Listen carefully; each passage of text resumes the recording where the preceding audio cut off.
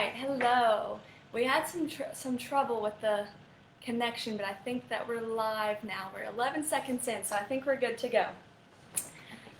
Oh, it's good to see you guys. Hello, my name is Madison, and I work at the Hunter Museum in the Visitor Services Department. And today I want to talk to you guys about making pinhole cameras. So you might be asking, what is a pinhole camera? Essentially, a pinhole camera can be anything from a box to a room in your house, as long as it is a light-proof chamber.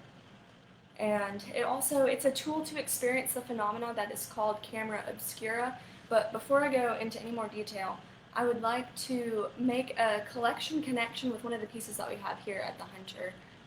The piece that I've chosen is titled Pentacle, and it's created by the artist named Carol Prusa. So Carol makes these really beautiful domes. She has these acrylic domes fabricated and then sent to her, and she uses the medium of silver point etching on the dome, and then she proceeds to use a graphite wash along with white pigment. And Carol describes her interest in her art, and some of the research I've done some readings. She describes her interest in historical materials coexisting with contemporary strategies and new technology, which shows in the lighting elements that are also present in Carol's pieces. So the piece we have here at the Hunter specifically, it's titled Pentacle, and the medium is silver point etching, graphite, titanium white pigment with acrylic binder on acrylic hemisphere with lens and iPod with video. So all of the lighting elements are housed on the concave side of her dome.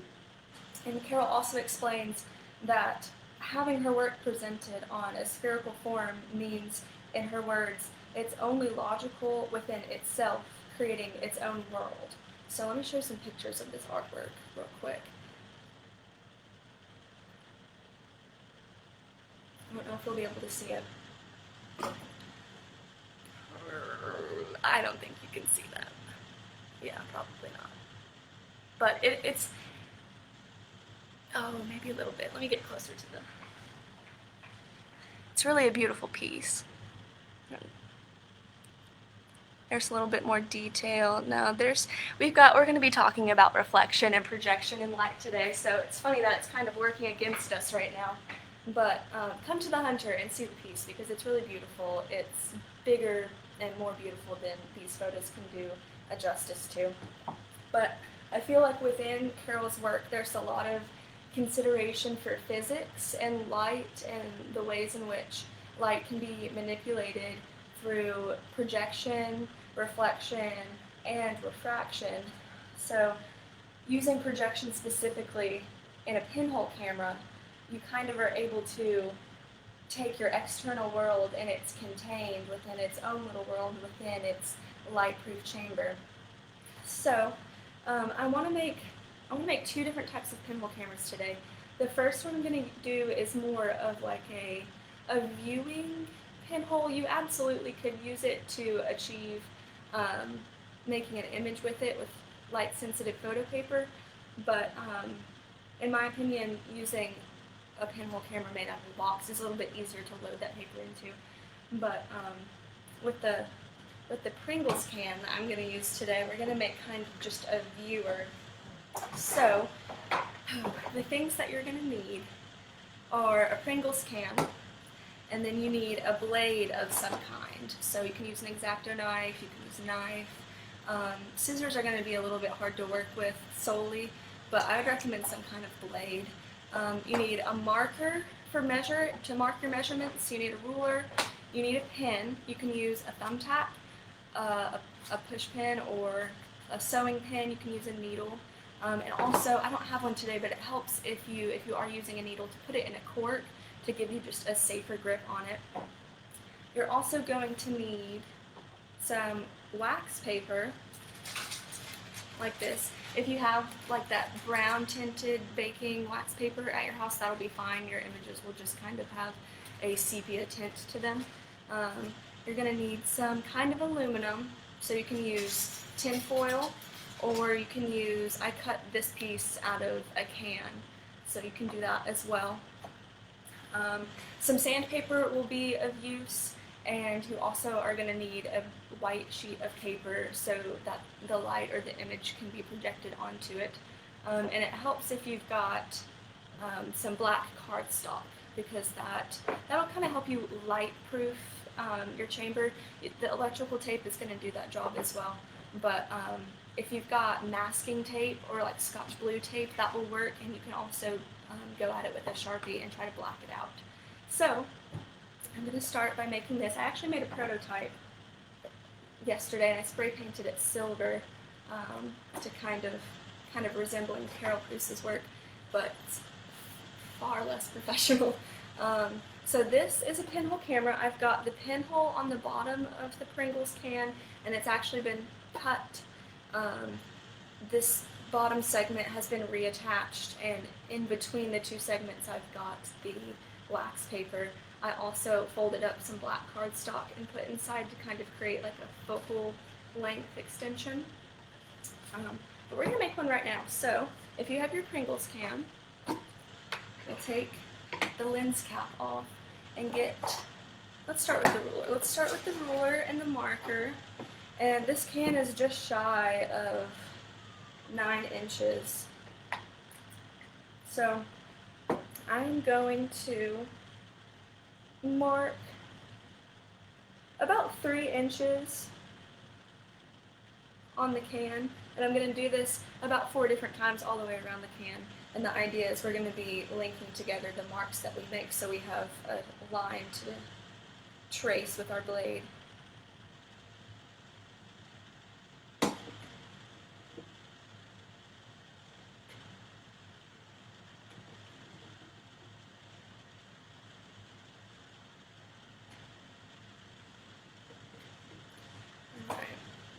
So I've got,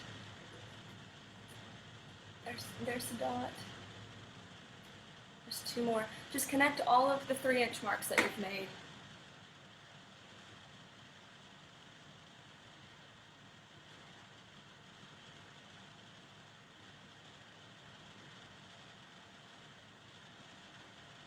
It doesn't have to be exactly perfect because we are going to be sealing it shut with some tape. So now take your blade and be safe about it, cut away from yourself, and just stick it in there. A sawing motion will help. You kind of go like in and out instead of trying to just drag it. These things are harder to cut than you would ever anticipate.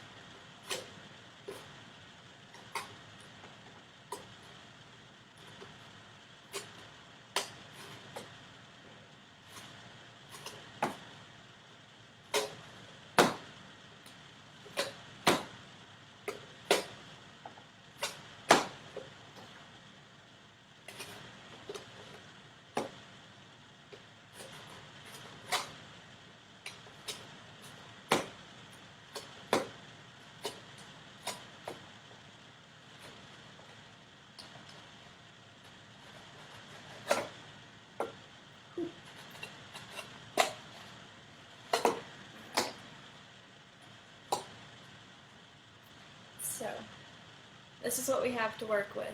This is the bottom of the can. This is the top.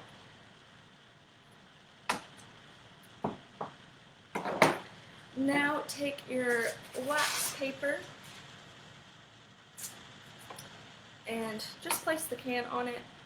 Use your Sharpie to trace around it. We're making a circle. This is going to be the viewing screen that will be bound to this, that the light will be projected on. So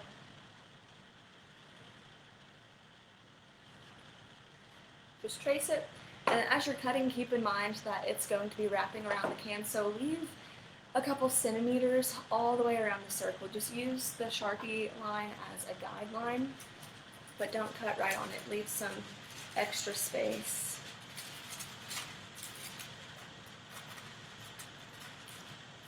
Some people will make tabs. They'll put just like little squares on four different sides of the circle, but I just leave a spacious perimeter around all of it.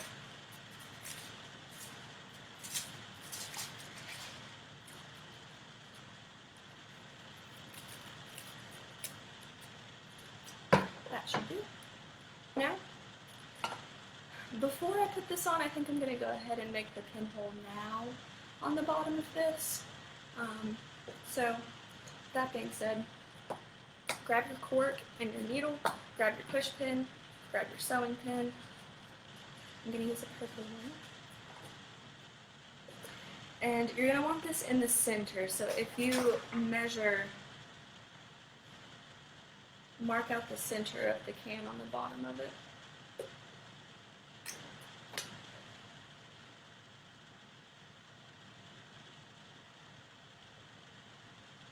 This thing is also just shy of 3 inches.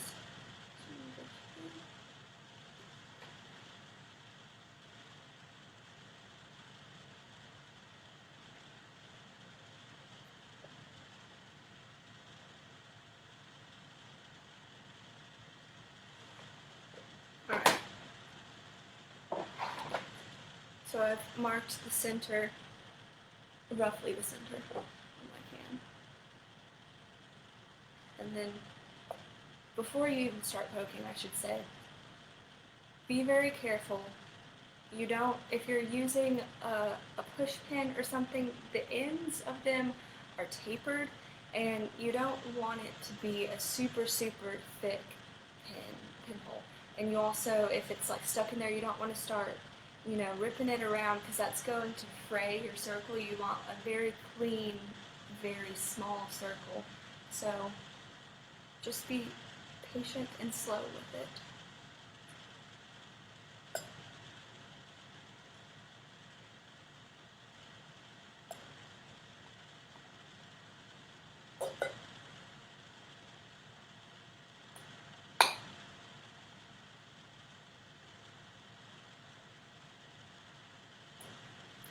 This thing is not feeling it today, so I'm going to try a thumb tap or a push pin.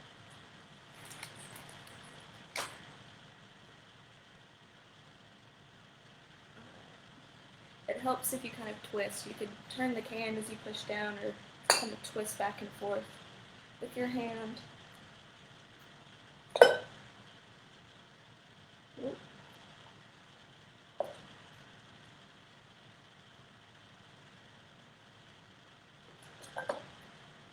There she is. I've got a hole. This is where the sandpaper comes in. If you look on the other side, this Pringles can does a pretty good job of not fraying. The aluminum that we'll be using later on the box is kind of a different story.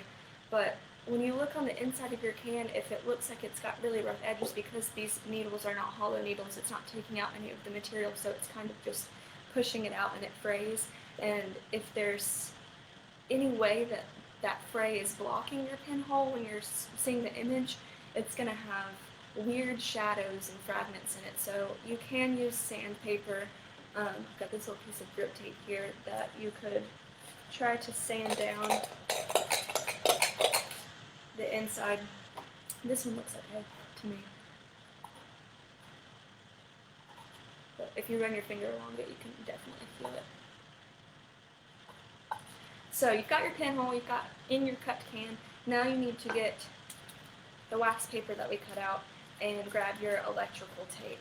Place it on the open end of the can, pinhole, opening, put that wax paper over top of it, and tape it down.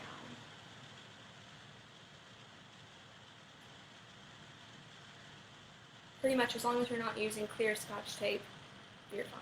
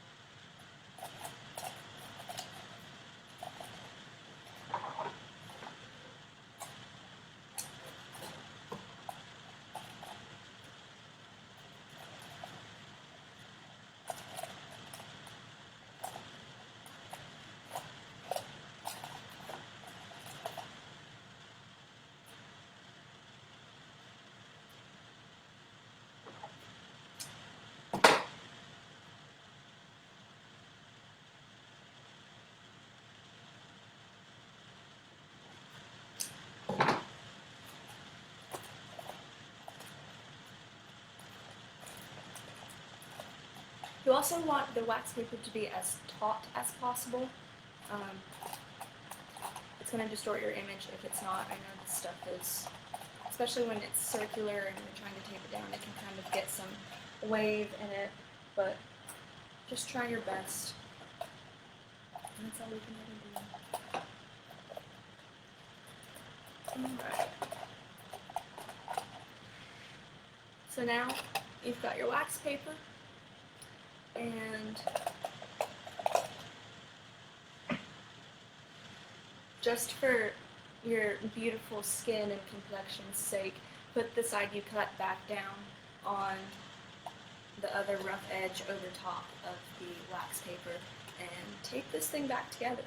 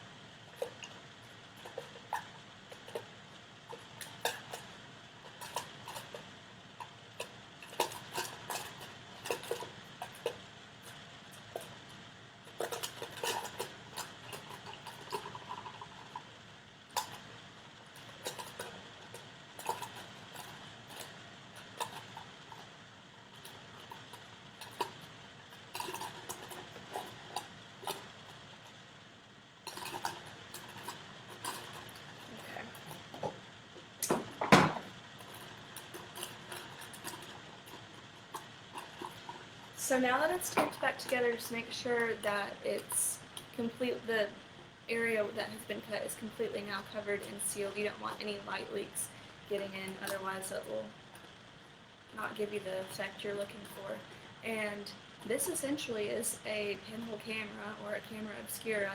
The light will enter through this hole, and all light that enters through a lens is reflected upside down and backwards. So the light that's coming off of the object you're looking at, the bottom of the object, that light that's coming off, is going upwards into the hole, and then the light that's at the top of the object is reflecting downwards into the hole, because light only travels in a straight line. So it's going to be upside down and backwards, pretty much an inverted image that's projected on this wax paper or your viewing screen. And if you've got cardstock, you can just roll some up. It's not necessary, but I'm going to slip this in here. And when you look through it, if you're indoors, it will work. You can close all of your curtains, maybe except for one. If you're outside, you can look at the clouds. I'm sitting here next to a window in the river, and I can actually see the clouds upside down. It's very, very neat.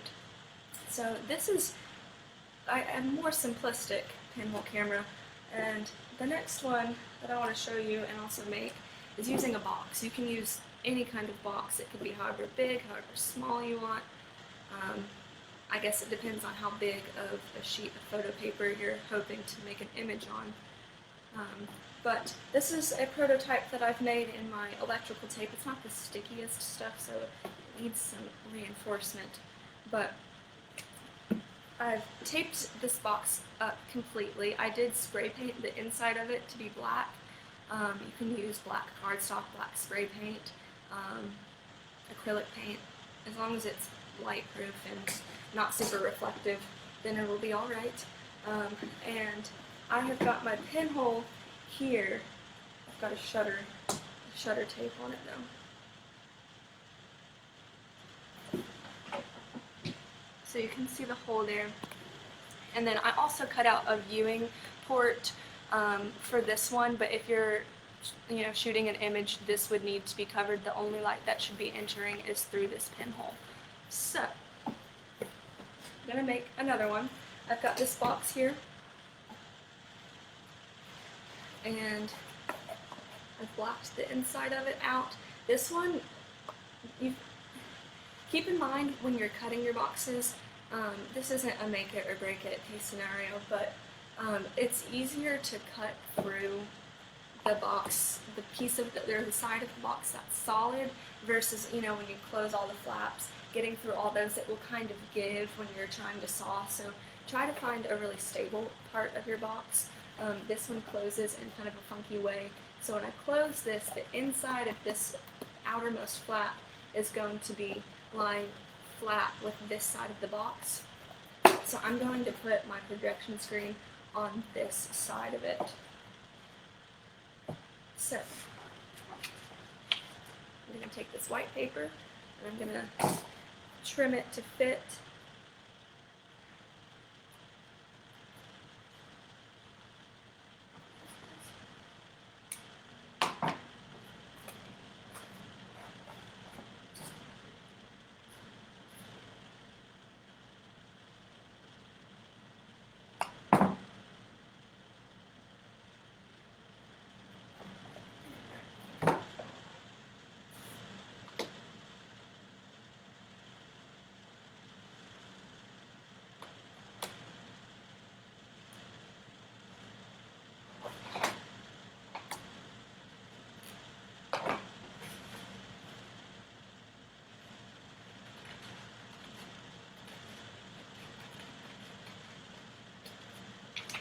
If you're using your pinhole camera to shoot photographs and you're going to be constantly reloading light-sensitive photo paper or film in there, they make these little photo corners that are adhesive on the back, and you can use a piece of test paper and sized to fit into your pinhole camera, and then put the adhesive corners on the paper, stick it in there, take the paper out, so that when you're in the darkness installing your paper in the box, it's going to be a lot easier to get it to stay in there rather than worrying about trying to fold tape over on the back and all that stuff. But I'm going to be folding tape over on the back to adhere it to this. I'm going to use my Scotch Book tape. This part does not require electrical tape or light-sensitive tape. This is just for adhesive's sake.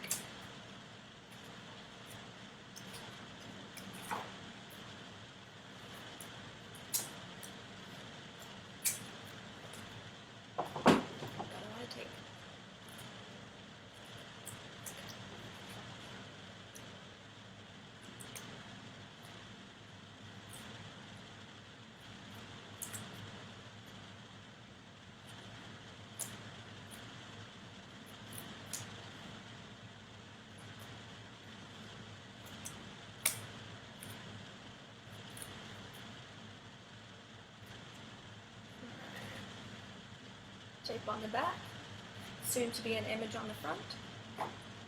I'm going to put it, it still needs to be trimmed a little bit, honestly.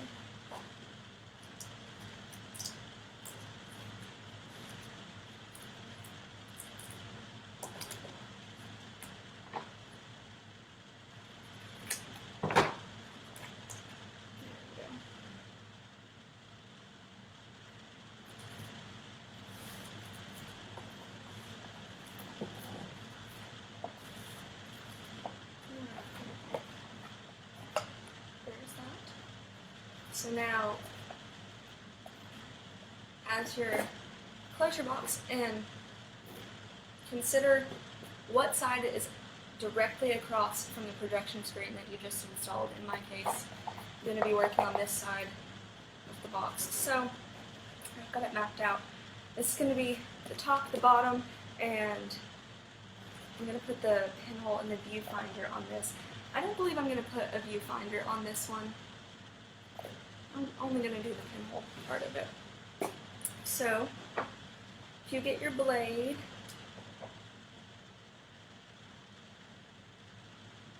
measure the center of the box.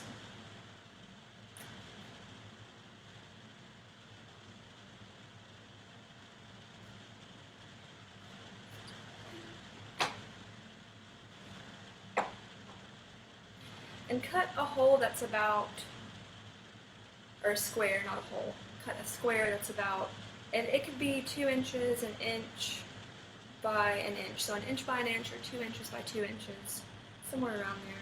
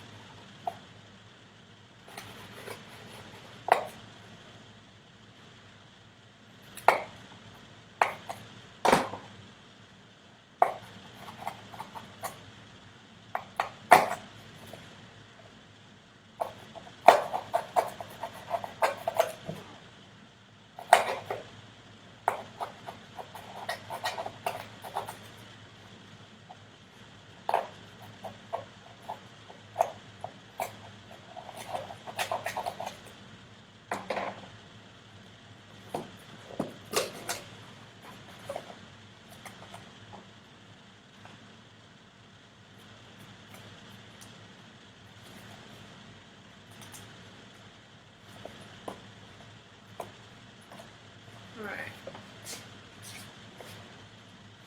Also, just be mindful of the cardboard fraying.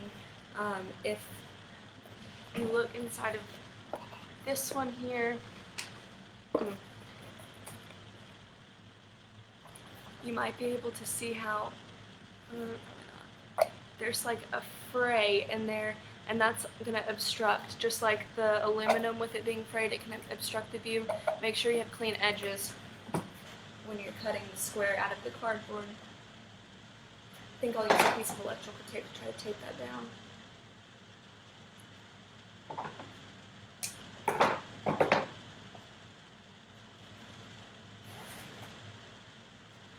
I wish I had a GoPro so I could just have it on my head and you could see me doing this. There we go. Very nice. So, again, there's my screen. It's closing. It's on this side. Here's the hole. Okay. Now, if you take your aluminum foil or your aluminum can, we're going to put a pinhole in this too. It helps if you've got like a cutting mat or some cardboard or something to kind of allow the pin to go a little bit deeper. You're going to want it in the center of the aluminum.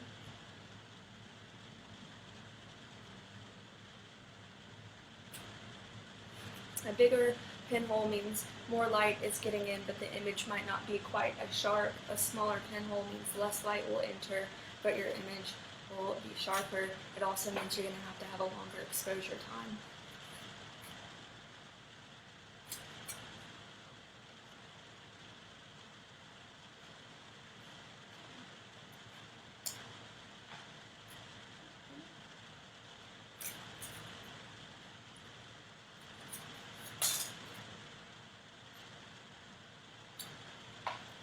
Alright, I'm going to use this grip tape or the sandpaper to kind of get those frays sanded down.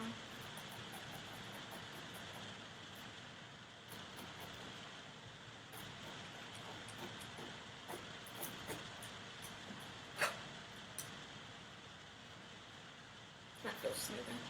Okay. Now I'm going to take the aluminum with the pinhole that I just punctured, place it over top of the square that you've cut out in your box.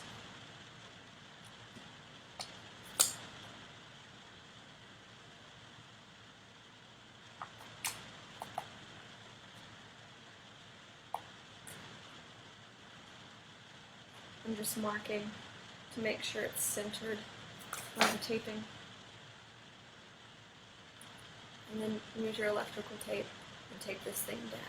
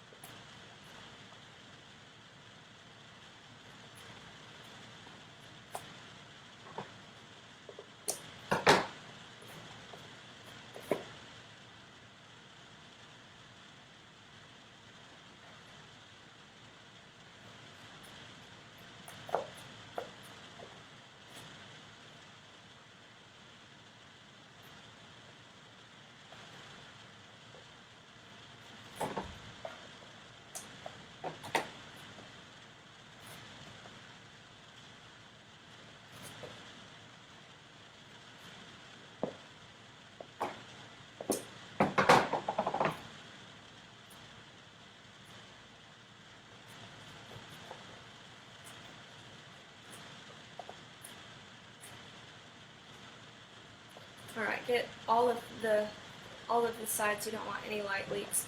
Also, inspect your box you've got here because, for example, on mine, this whole crevice where I'm able to get my thumb down in there and open it up, that's going to be a light leak, and that's going to ruin the effect on the image. It looks great! Looks like a black box, but it looks great. So, you can slightly, I feel like the room itself that I'm in is a bit overexposed, but you can see that there is the aluminum kind of reflecting.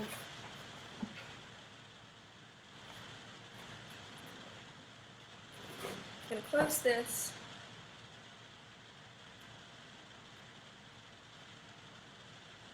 I'm going to tape it up.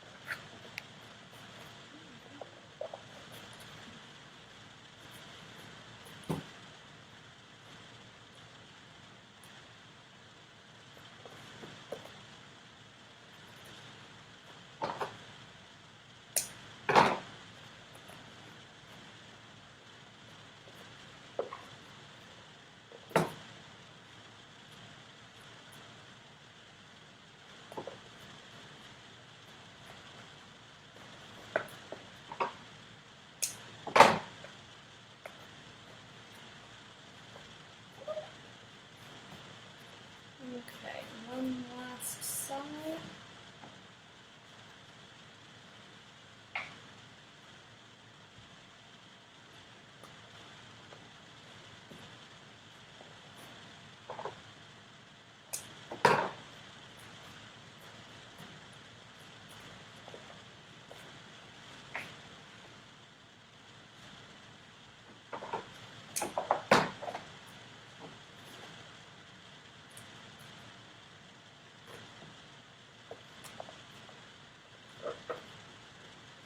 And there we go. Now, I might take a few test shots with photo paper inside, but this is a light-proof pinhole camera. The pinhole right there, and then essentially you're just going to stick some tape to make like a shutter. You can flip the end of it to make a tab so it's easier to pull up, and you just pull it up and expose the pinhole. I would recommend, depending on your light situation, for like an outdoors setting on a sunny day, I would do probably about, try 20-25 seconds to begin with, and then put that tape right back over it. And before you even open up your pinhole camera, you're going to want to go into complete darkness because the photo paper is light sensitive. So the paper that I would recommend if you want to try to make some images is this Ilford paper. This is what I've always used. There are different kinds. I always get the green and pink kind. This is black and white photo paper. So I would recommend that. And then also, after you put your paper in your pinhole camera, go outside, open that shutter flap, let the light come into the pinhole for 20-25 seconds, put the tape back over it, you go back inside. You can actually, I'd say your bathroom is probably the best place to make an at-home darkroom, just because you're going to have running water and a drain to dump stuff down. But you're going to need photochemicals to process in any of this paper. So you're going to need developer, stop bath, fixer, and sometimes I don't use fixer remover, but for the longevity of a good print, you're going to want to use fixer remover. It's not absolutely vital, but the brand that makes all of those chemicals that I recommend is Sprint. This is my speed fixer I brought with me to show. But make sure that if you are using your fixer. It's actually got silver in it. Don't pour that down your sink. There's something called a silver recovery unit. That's actually the safest way to dispose of that. We probably don't have that in our house, so maybe do pour it down your sink. A little bit won't hurt, but just don't ingest it. The rule of thumb for the chemicals in the order, it goes into developer, and then stop bath, then fixer remover, 2, 30, 3, 3, 2 minutes, 30 seconds, 3 minutes, then 3 minutes. So, if you wanted to, like I was talking about earlier, in this pinhole camera, I cut out the viewfinder. One note that I would have for you is make sure that you place it in a place on your box that is not too close to the pinhole, because I tried that, and when I held it up to my eye to look into it, my head or my shoulder or however I was holding it, it was blocking the light from entering through the pinhole. So I have found that if this is my pinhole here, right here, then this is my viewfinder. When I'm holding it, the pinhole is kind of above your head and that light can still get in there. Doing it from the side also helps, but just make sure you don't have it right on top of that pinhole. If you make any cuts in your box that you regret and are not going to work out for you, just tape it up with some electrical tape. It'll be okay. You can do that on the inside and the outside. But there you have it. I hope that you enjoyed this activity and that you learned something new today. If you are not too busy, you should definitely come down to the Hunter Museum sometime soon. We are back open. Our next temporary exhibit on view is going to be the F word, we mean female. That's going to be on view for members on August 20th. And if you're not a member, it will be opening to the public on August 21st. I would highly recommend a membership to our museum. There are some levels that will get you into other reciprocal museums. That's a really great option to consider. But we look forward to seeing you soon. If you've never been here, please come see the F word. And if you have been here before, please come back because we miss you a lot. And we look forward to seeing you next. I hope you guys have a good day. I hope you have fun with your pinhole cameras, and I hope you get some awesome images.